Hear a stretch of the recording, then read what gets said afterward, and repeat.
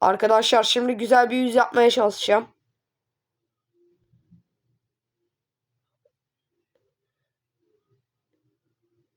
Güzel. Güzel ama kaşla göz birazcık aşağıda oldu. Bir de burun birazcık yukarıda oldu.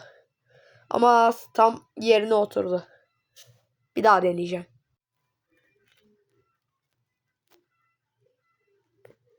Evet, hayır ya.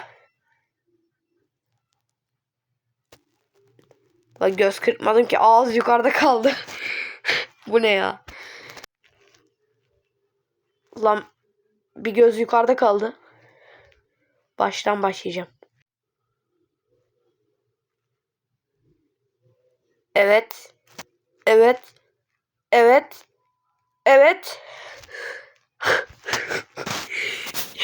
Şeye benzedim. Mert diye var ya. Mert diye. Ona benzedim.